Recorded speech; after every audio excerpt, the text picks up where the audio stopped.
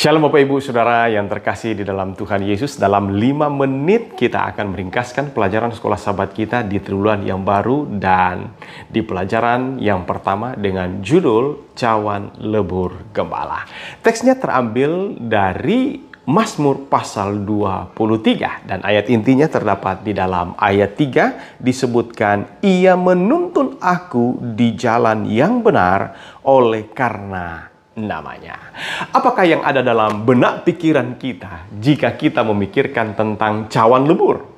Ini akan berbicara banyak tentang penderitaan, kesusahan, keterpurukan, hadapi masalah dan pergumulan. Namun, semuanya itu hanyalah proses yang menghasilkan sesuatu yang matang dan akan indah pada waktunya. Jadi, pelajaran apakah yang akan kita dapatkan tentang cawan lebur gembala yang terdapat di dalam pasal 23 kitab Mazmur yang lebih disorot sebagai satu perjalanan daripada kehidupan. Yang pertama, itu terdapat di dalam ayat 1 tentang sang gembala.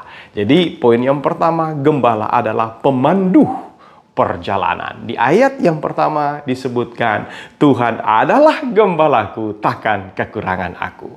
Seperti apapun perjalanan dan tantangan kehidupan kita, jangan pernah lupa kita memiliki gembala. Dan dia adalah Tuhan. Memilikinya berarti adalah jaminan segala-galanya. Karena itu pemazmur di dalam terjemahan firman Allah yang hidup menyebutkan bahwa dengan memiliki dia, maka segala keperluanku terpenuhi. Kemudian yang kedua, terdapat di dalam ayat 3 tadi yang menjadi teks kita hari ini, itu berbicara mengenai lokasi perjalanan.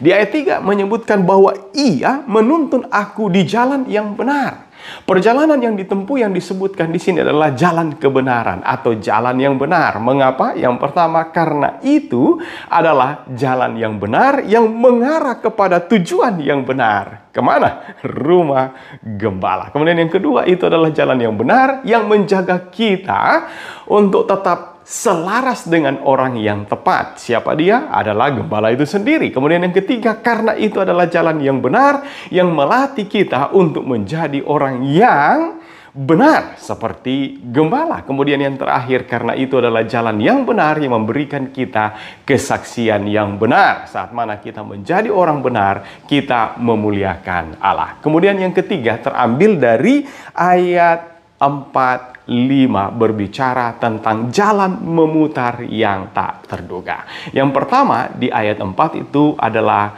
lembah. Jalan memutar itu adalah menyusuri atau melewati lembah. Karena di dalam ayat itu disebutkan bahwa sekalipun aku berjalan dalam lembah kekelaman, aku tidak takut bahaya.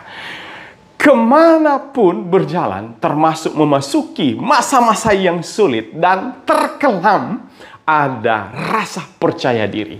Tanpa takut, aku tidak takut bahaya karena keyakinan atas penyertaan Tuhan. Bahkan munculnya kata gadah memperkuat ide tentang cawan lebur, seorang gembala yang memproses kawanan domba untuk dibentuk seturut dengan apa yang dikehendaki. Kemudian jalan memutar yang tak terduga yang kedua itu terdapat di dalam ayatnya yang kelima. Engkau menyediakan hidangan bagiku di hadapan lawanku. Apa yang ada dalam pemikiran kita ketika Tuhan menyediakan hidangan di hadapan lawan kita? Oh, this is amazing.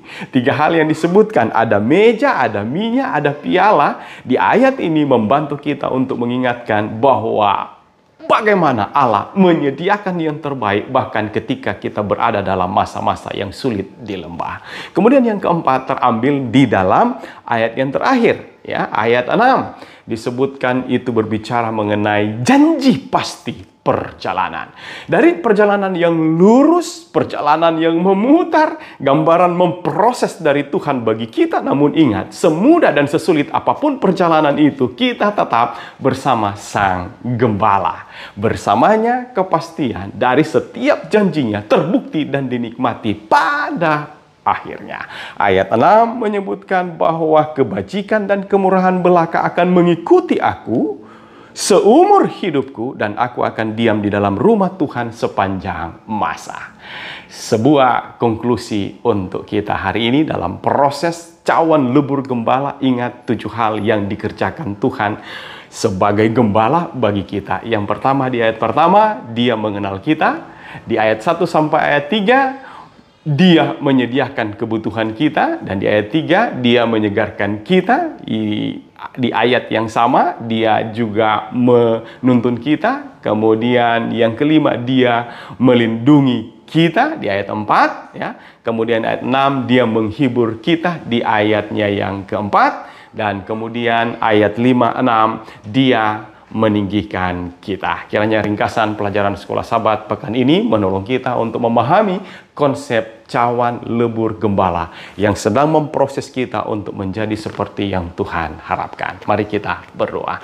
Terima kasih Tuhan untuk firman Tuhan hari ini, kiranya boleh menolong kami untuk mengerti tentang proses yang sedang Allah kerjakan. Engkau sebagai gembala kami adalah kawanan dombamu yang menolong kami untuk mengatasi rintangan, masalah, dan juga tantangan dalam perjalanan hidup kami. Terima kasih Tuhan, di dalam anakmu Yesus Kristus Tuhan Juru Selamat kami berdoa. Amin.